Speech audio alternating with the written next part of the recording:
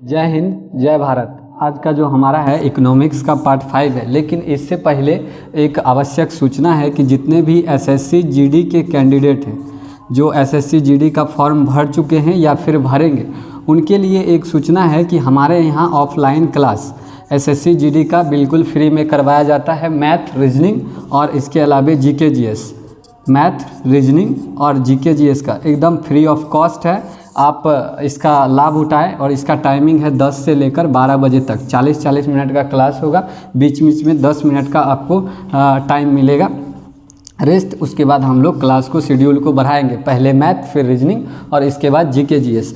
तो आप लोग क्या करें, हमारा व्हाट्सअप नंबर है 9155495078। इस पर आप मैसेज करें, हम आपको एड्रेस सेंड करेंगे और आप फ्री क्लास का लाभ उठाएं। आइए हम लोग क्या करते हैं, इकोनॉमिक्स के पार्ट 5 की बात करेंगे। इससे पहले हम इकोनॉमिक्स का पार्ट 4 तक पढ़ चुके हैं। बीच का जो आप लाइन देख रहे हैं, इसमें उसी का ग्राफ है जो हम लोग पढ़ चुके हैं। इधर जो है प्रथम पंचवर्षीय योजना और उसी का डिटेल इस साइड है। तो सबसे पहले क्या है कि हम जो पढ़ चुके हैं उसको एक बार रिकॉल करेंगे, फिर प्रथम पंचवर्षीय योजना पर आएंगे, इसके बाद हम लोग इस साइड आएंगे। तो आइए देखते हैं एक बार हम लोग जो पढ़ चुके। पार्ट 1 में हमने पढ़ा था कि अर्थशास्त्र, इसको धन का अध्ययन कहते हैं। जब इसके साथ किसी देश का नाम जोड़ते हैं और उसको पढ़ते हैं, अर्थव्यवस्था कहते हैं। उसके बाद अर्थव्यवस्था के प्रकार हमने बताया कि 5 प्रकार की अर्थव्यवस्था आपको बताया। पूंजीवादी अर्थव्यवस्था, समाजवादी, मिश्रित, इसके अलावा बंद और खुला अर्थव्यवस्था। इस प्रकार से हम आगे बढ़े, तब हमने अगला सेक्टर आपको बताया कि अर्थव्यवस्था के क्षेत्र, यानी कि किसी भी देश के अंदर जो उसकी अर्थव्यवस्था है उसका जो निर्माण होगा वह अर्थव्यवस्था के क्षेत्र से निर्माण होगा। अर्थव्यवस्था के 3 क्षेत्र हैं, प्राथमिक, द्वितीयक और तृतीयक क्षेत्र।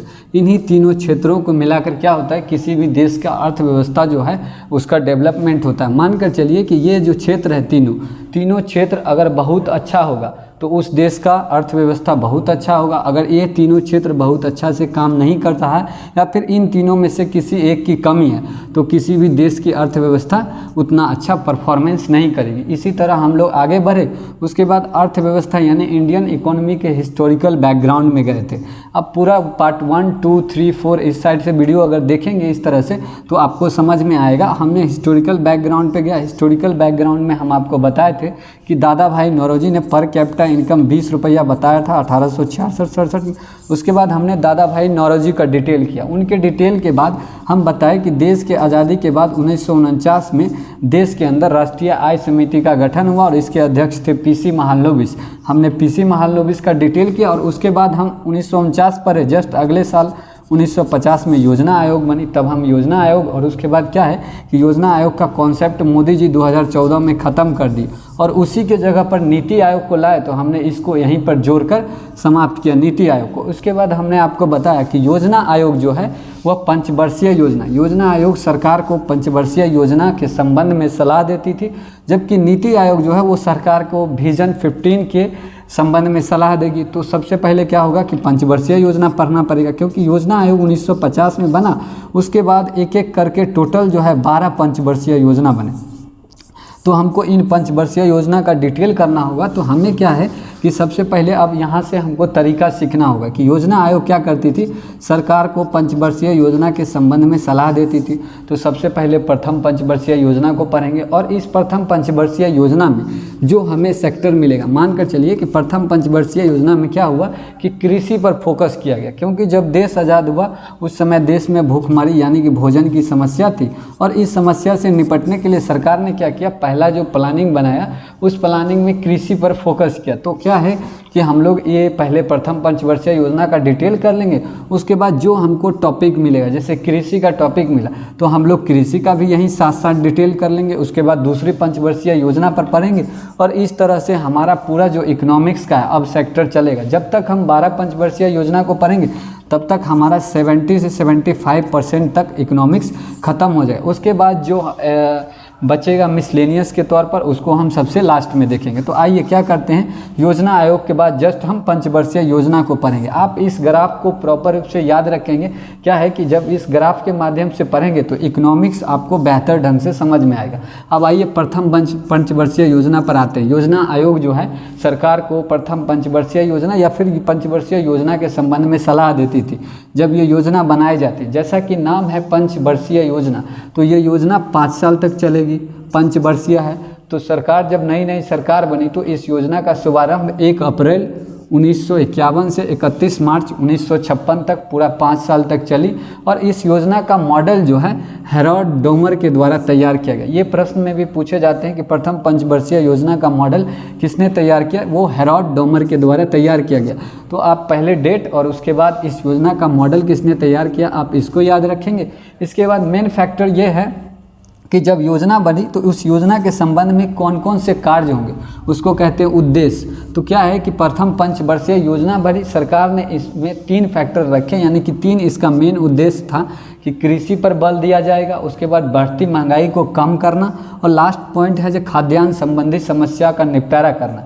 कृषि पर जब हम लोग फोकस करेंगे तो क्या होगा कि खाद्यान्न संबंधी यानी भोजन की जो समस्या होगी उस पर अपने आप निपटारा होगा, और दूसरा पॉइंट है बढ़ती हुई महंगाई को कम करना। तो अब क्या है कि हमको इसी तीनों पॉइंट को समझना है। सबसे पहले समझिए कि जब देश आज़ाद हुआ 1947 में, तो उस समय क्या था कि लोगों के पास भोजन की समस्या थी, यहाँ पर भूखमरी थी। सरकार जब नई सरकार बनी तो उसने प्लानिंग बनाया कि जो ये भोजन की समस्या है सबसे पहले इससे निपटेंगे। तो सरकार ने क्या किया, कृषि पर बल दिया। जब कृषि का क्षेत्र हमारा सबसे बेहतर होगा, आप जानते हैं कि हमारा देश कृषि प्रधान देश है, तो इसलिए सबसे पहले कृषि पर फोकस किया। जब कृषि का सेक्टर बेहतर होगा तो लोगों को भोजन मिलेगा, और भोजन मिलेगा तो कुछ ना कुछ इसके पास सेविंग्स भी होगा, सेविंग्स होगा तो फिर इन्वेस्टमेंट होगा, और इस तरह से हमारी अर्थव्यवस्था भी ग्रो करेगी। तो सरकार ने क्या किया, सबसे पहले कृषि पर फोकस किया जिससे कि खाद्यान्न संबंधी समस्या का निपटारा हो सके, और दूसरा पॉइंट है बढ़ती हुई महंगाई को कम करना। अब क्या है कि थोड़ा सा इस लाइन को समझिए, बढ़ती हुई महंगाई को कैसे कम किया जाएगा। हम फोकस कृषि पे करेंगे लेकिन महंगाई को कम करना। जब शुरू में देश आज़ाद हुआ तो हमारे पास क्या था, कुछ नहीं, जीरो फैक्टर के पास हम जीरो से हमारा शुरुआत हुआ। तो उस समय क्या हुआ कि लोगों के पास जो भोजन की समस्या थी, ये हमारा इसेंशियल चीज़ हो गया, यानी कि अति आवश्यक चीज़, ये सभी लोगों को चाहिए भोजन। तो क्या कि सरकार ने कृषि पर फोकस की। लेकिन इससे पहले क्या होता था कि जब कृषि पर फोकस की तो थोड़ा बहुत काम हुआ, लेकिन उससे पहले क्या होता है, जो लोगों का इसेंशियल चीज़ है, अति आवश्यक, इस पर ये हमको बाहर से मंगाना पड़ता था, किसी न किसी देश से मंगाना पड़ता था। तो इस क्रम में क्या होता, वहाँ से आने में इस पर आयात पर जो किराया खर्च होता था या फिर सरकार का जो टैक्स होता था, उसको जोड़कर वो वस्तु काफ़ी महंगी हो जाती थी, जिसके कारण हमारे यहाँ क्या था कि इस खाद्यान्न की समस्या हमेशा बनी रहती थी। तो सरकार इसी महंगाई को कम करना चाहती थी, इसलिए सरकार ने क्या किया, कृषि पर फोकस किया। तो आप प्रथम पंचवर्षीय योजना में याद रखेंगे कि कृषि पर फोकस किया गया, क्योंकि हमारे देश में खाद्यान्न संबंधी समस्या का निपटारा करना था, दूसरा इसी के माध्यम से बढ़ती हुई महंगाई को कम करना था। अब क्या है कि जब हम बोले तीसरा पॉइंट कि खाद्यान्न संबंधी समस्या का निपटारा, तो इसको थोड़ा यहाँ से रिलेट कीजिए कि इसी समस्या का निपटारा करने के लिए 2013 हम लोग पढ़ रहे हैं 1951 से 56 की बात, लेकिन क्या थोड़ा सा अब आगे आएंगे 2013 में एक बॉक्स में लेंगे इसको। क्या है कि 2013 में एक कानून लागू हुआ, नफ्सा, नेशनल फूड सिक्योरिटी एक्ट। वो क्या था कि इसी खाद्यान्न संबंधी समस्या का निपटारा करने के लिए बनाया गया, और उस कानून के तहत तय किया गया कि जो बीपीएल परिवार यानी बिलो पॉवर्टी लाइन के अंतर्गत गरीबी रेखा के नीचे आने वाले लोग हैं, उनके लिए 35 केजी अनाज की व्यवस्था की गई। तो अब यहाँ से पढ़ने का तरीका ये होगा कि प्रथम पंचवर्षीय योजना पढ़ रहे थे, यहाँ पर हमको मिल गया खाद्यान्न संबंधी समस्या का निपटारा करना। तो इसके लिए जो नया कानून बना उसको इसी जगह हम लोग जगह देंगे एक बॉक्स में, और यहीं पर लिख लेंगे, फिर बॉक्स को बंद करेंगे। इससे क्या होगा कि हमको दोनों पॉइंट याद रहेगा कि प्रथम पंचवर्षीय योजना पढ़ रहे थे, और करेंट सेशन में जो नया बना है कानून वो ये नफ्सा बना है। तो यहीं पर नफ्सा को ख़त्म करेंगे। तो इसलिए हमने इस साइड जो है नफ्सा को बॉक्स में जगह दिया। इस बॉक्स को पढ़ने के बाद फिर से हम रिटर्न प्रथम पंचवर्षीय योजना पर चले आएंगे। तो आइए थोड़ा सा नफ्सा को देखते हैं। नफ्सा क्या है, इसका फुल फॉर्म है नेशनल फूड सिक्योरिटी एक्ट। इस एक्ट के तहत इस एक्ट को 2013 में लागू किया गया, ठीक। और इस एक्ट के तहत गरीबी रेखा के नीचे यानी बीपीएल परिवार के जो लोग हैं, आने वाले लोगों के लिए 35 केजी अनाज की व्यवस्था की गई, जिसमें से 3 रुपये प्रति किलो गेहूँ, यहाँ पर हमने पॉइंट नोट किया, 3 रुपये प्रति किलो चावल और 2 रुपये प्रति किलो गेहूं और 1 रुपये प्रति केजी मोटे अनाज के तौर पर व्यवस्था की गई। और इस योजना का शुभारंभ जो हुआ वो बिहार से हुआ। तो आप क्या है कि इन सब पॉइंट को याद रखेंगे और फिर इस बॉक्स को बंद करेंगे और फिर से हम लोग क्या है रिटर्न प्रथम पंचवर्षीय योजना पर आएंगे। जब हम प्रथम पंचवर्षीय योजना पढ़ते हैं तो थोड़ा सा आप ध्यान देंगे कि इसमें क्या हुआ कि कृषि पर फोकस दिया गया और साथ साथ जो हमारा इंफ्रास्ट्रक्चर है, जैसे परिवहन की सुविधा, विद्युत, सिंचाई का क्षेत्र, इसके अलावा कई सारे परियोजना, उनका भी निर्माण प्रथम पंचवर्षीय योजना के दौरान हुआ। तो अब हम जब थोड़ा सा आगे बढ़ेंगे तो उसी को पढ़ेंगे, इंफ्रास्ट्रक्चर को, और इसके बाद जो परियोजना का निर्माण हुआ उस परियोजना को पढ़ेंगे। फिर अगला हमारा पॉइंट द्वितीय पंचवर्षीय योजना का होगा। तो आइए हम थोड़ा सा आगे देखते हैं। हम लोग प्रथम पंचवर्षीय योजना की बात कर रहे थे। हमने बताया कि नफ्सा नेशनल फूड सिक्योरिटी एक्ट जो है 2013 में लागू हुई, कृषि पर फोकस किया गया। तो कृषि पर जब फोकस किया गया, उसके अलावा प्रथम पंचवर्षीय योजना में क्या हुआ, इंफ्रास्ट्रक्चर और कई सारे परियोजना का निर्माण किया गया। तो अब हम क्या है कि उसको थोड़ा सा एक स्टेप आगे करेंगे और देखेंगे। पहला क्या है कि इस पंचवर्षीय योजना के दौरान दामोदर घाटी परियोजना, आप इससे पहले पढ़े थे कि कृषि पर फोकस किया गया, इसके अलावा खाद्यान्न संबंधी समस्या का निपटारा हुआ और तीसरा जो था महंगाई को कम किया गया। ये 3 फैक्टर जो थे महत्वपूर्ण फैक्टर थे, आप उन तीनों को याद रखेंगे। उसके बाद क्या है कि इसी पंचवर्षीय योजना के दौरान दामोदर घाटी परियोजना की स्थापना की गई। अब इस परियोजना का डिटेल ज्योग्राफी में पढ़ेंगे। क्या है कि अभी फिलहाल जान लीजिए कि दामोदर घाटी परियोजना की स्थापना प्रथम पंचवर्षीय योजना के दौरान हुई। हालांकि इसकी स्थापना का समय है 1948, लेकिन क्या है कि इसको प्रथम पंचवर्षीय योजना का हिस्सा माना जाता है, क्योंकि कोई भी चीज़ है जो एक दिन में नहीं बनाया जा सकता, लगभग इसको बनने में 2 से 4 साल, 6 साल, 8 साल का समय लगता है। तो इसलिए क्या है कि इस पंचवर्षीय योजना के दौरान दामोदर घाटी परियोजना की स्थापना की गई। और इसी पंचवर्षीय योजना में इंफ्रास्ट्रक्चर, आप इससे समझेंगे कि देश के अंदर जो निर्माण कार्य या फिर समझ सकते हैं सड़क, परिवहन की सुविधा यानी कि टोटल ओवरऑल परिवहन की सुविधा, सिंचाई की सुविधा, बिजली की सुविधा, जितने भी सुविधा है, लोगों को जो सुविधा प्रोवाइड कराते हैं वो इंफ्रास्ट्रक्चर हो गई। तो इंफ्रास्ट्रक्चर पर भी बल दिया गया, किसमें, प्रथम पंचवर्षीय योजना के दौरान। एकदम पॉइंट टू पॉइंट याद रखेंगे। पहला है दामोदर घाटी परियोजना की स्थापना की गई 1948 में, इसकी स्थापना का समय 1948। और उसके बाद इंफ्रास्ट्रक्चर पर बल दिया गया, ठीक। और उसके बाद तीसरा पॉइंट है कि इस पंचवर्षीय योजना में वृद्धि दर जो है वह 2.1% तय किया गया कि हमारा जो ग्रोथ रेट होगा इस पंचवर्षीय योजना के ख़त्म होने के बाद इतना होगा, लगभग अनुमान लगाया गया। लेकिन इससे कहीं ज़्यादा 3.6% की हमको प्राप्ति हुई।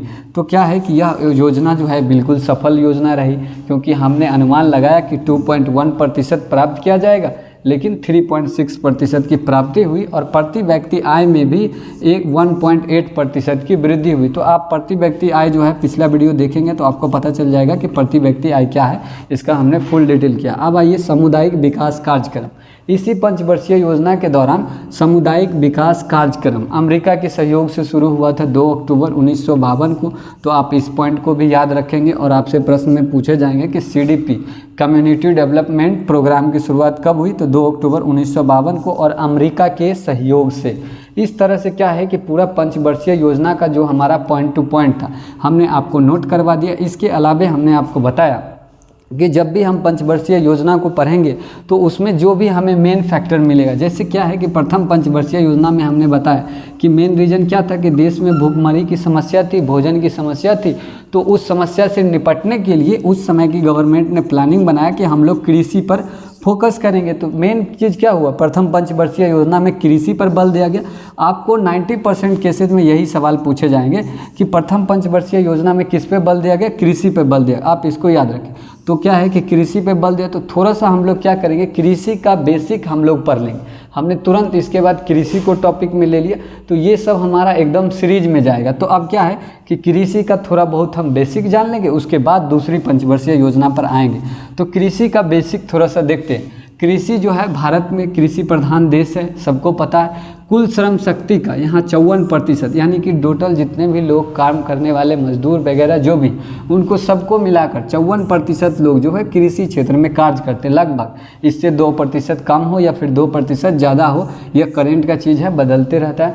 तो 54% जो लोग हैं वो कृषि क्षेत्र में कार्य करते हैं। और यहाँ पर जो कृषि क्षेत्र के फसल ऋतु है, यानी कि फसल बोने का जो समय है वह 3 प्रकार का समय है। फसल ऋतु में 3 तरह। तो सबसे पहले हम लोग खरीफ फसल को पढ़ेंगे और यहीं से इसको शुरुआत करेंगे। जब खरीफ फसल का समय आता है, इसको मानसूनी फसल भी कहते हैं खरीफ फसल को। अब सब पॉइंट हमने नहीं लिखा है, लेकिन आप इसको याद रखेंगे कि खरीफ फसल को मानसूनी फसल भी कहते हैं। मानसून के समय में इसकी बुआई होती है। इसकी बुआई जून से जुलाई में होती है, जून जुलाई में, और इसकी कटाई जो है वो अक्टूबर के आसपास होती है। और इसकी जो प्रमुख फसल है, खरीफ फसल के प्रमुख फसल जैसे धान, ज्वार, बाजरा और मक्का। धान, ज्वार, बाजरा और मक्का से याद रखेंगे कि ये सब जो है वो खाद्यान्न फसल है, जो भोजन के रूप में लेते हैं। इसके अलावा हर चीज़ भोजन के रूप में लेते हैं, लेकिन इसको खाद्यान्न फसल कहते हैं, धान, ज्वार, बाजरा और मक्का को। जबकि मूंग और सोयाबीन, ये दोनों जो हो गया वो दलहनी फसल हो गया। खरीफ फसल में पूछेगा कि दलहनी कौन सा है, दलहनी खाद्यान्न, तो ये मूंग और सोयाबीन। इसके अलावा जो तिलहन फसल है जैसे मूंगफली, सूरजमुखी, तिल इत्यादि तिलहन हो गए। और नकदी फसल के तौर पर कपास और तंबाकू। तंबाकू से आप भली भांति परिचित होंगे। तो तंबाकू और कपास और तंबाकू जो हैं ये नकदी फसल हैं। आपसे प्रश्न में पूछे जाएंगे कि खरीफ फसल के जो नकदी फसल हैं वो कौन कौन से, तो वो कपास और तंबाकू हैं। इसके अलावा पूछे जाएंगे तिलहन फसल में तो मूंगफली और सूरजमुखी को आंसर करेंगे। और इसके बाद दलहनी में तो मूंग और सोयाबीन, और खाद्यान्न फसल में धान, ज्वार, बाजरा और मक्का। इस तरह से हमारा जो है बेसिक क्लियर होना चाहिए। खरीफ फसल की बुआई पूछ लिया तो जून जुलाई, आप यहीं से प्रारंभ करेंगे। जब भी फसल पूछेगा खरीफ फसल को पकड़िएगा टॉप पहला पॉइंट, और यहीं से शुरू कीजिएगा। जून जुलाई में प्रारंभ होता है, बरसात का टाइम रहता है, तो इसलिए इसको मानसूनी फसल भी कहते हैं। और इसकी कटाई अक्टूबर के आसपास होती है। अब हमारा दूसरा खरीफ फसल के बाद होगा रबी फसल को हम लोग पढ़ेंगे। तो आइए देखते हैं रबी फसल। तो कृषि में हम सबसे पहले बताएं कि इसमें 3 प्रकार के फसल कृषि में जैसे भारत में बोए जाते, खरीफ फसल, इसके बाद रबी फसल और जस्ट जायद की फसल। इन तीनों पॉइंट को याद रखेंगे, पहले खरीफ, फिर रबी, फिर जायद। खरीफ की फसल जो है वो जून जुलाई में, और उसके जस्ट बाद रबी फसल जो है अक्टूबर नवंबर में बुआई की जाती है। ये शीत ऋतु की फसल है। इस समय ठंड पड़ती है, कड़ाके की ठंड अपने यहाँ पड़ती है। और इसी समय क्या है, अक्टूबर नवंबर के आसपास, कड़ाके की ठंड नहीं, थोड़ा बहुत ठंड होता है, तो इस समय बुआई की जाती है। और कटाई जो इसकी होती है वह मई के महीने में होती है। तो इन दोनों पॉइंट को अब यहीं से प्रश्न पूछा जाता है कि रबी फसल की बुआई कब होती है, वो अक्टूबर नवंबर में, और कटाई मई में होती है। और इसके प्रमुख खाद्यान्न फसल के तौर पर गेहूं और जौ है। जबकि दलहन फसल में मटर और चना, तिलहन में सरसों, और नकदी फसल के तौर पर गन्ना है, जो रबी फसल के अंतर्गत आते हैं। इसके अलावा जायद फसल को आप देखेंगे तो जायद की फसल क्या है कि जो खरीफ हैं और रबी फसल है, इसके बीच का जो समय होता है सूखा मौसम, उस समय जायद फसल की खेती की जाती है। और जायद फसल में तरबूज, खरबूज, ककड़ी, खीरा इत्यादि इन सबको बोया जाता है। तो इस तरह से कृषि का हमारा थोड़ा बहुत बेसिक नॉलेज जो है रहेगा। तो आगे क्या है कि जब हम थोड़ा सा कृषि को डिटेल में पढ़ेंगे, क्या है कि इकोनॉमिक्स है हमेशा कृषि का जो हमारा सेक्टर है हमसे हमेशा टकराते रहेगा। तो कृषि का जब हमारा बेसिक क्लियर रहेगा, ये तीनों पॉइंट खास कर, तो क्या होगा कि हमको इकोनॉमिक्स पढ़ने में आसानी होगी। तो अब हम लोग क्या करेंगे कि यहाँ से हम देख चुके हैं कृषि में खरीफ फसल, रबी फसल और जायद फसल, तीनों का हमने डेट कर लिया है कि खरीफ फसल की बुआई जून जुलाई में होती है, जबकि रबी फसल की अक्टूबर नवंबर में, कटाई मई में होती है। इसके अलावा जायद फसल जो है खरीफ और रबी फसल के बीच बोई जाती है। हमारा इकोनॉमिक्स का आज का जो क्लास है यहीं पर ख़त्म होगा। अगला जो है हमारा द्वितीय पंचवर्षीय योजना का होगा। तो क्या करेंगे हम लोग, द्वितीय पंचवर्षीय योजना को पढ़ेंगे। और एक नोटिस है कि आप लोग चैनल को सब्सक्राइब करें। चैनल है PRAHAR प्रहार GS, और दोस्तों को शेयर करें और कमेंट सेक्शन में जाकर कमेंट करें। और हमारा जो SSC GD का फ्री क्लास है, वो जो फ्री क्लास है वो 7 तारीख से प्रारंभ हो रहा है। SSC GD का फ्री क्लास 10 बजे से 12 बजे। हमारा व्हाट्सएप नंबर आपको हम दे चुके हैं, 9155495078 है। आप उस पर मैसेज करें, हम आपको एड्रेस सेंड करेंगे और आप फ्री क्लास का लाभ उठाएं। धन्यवाद।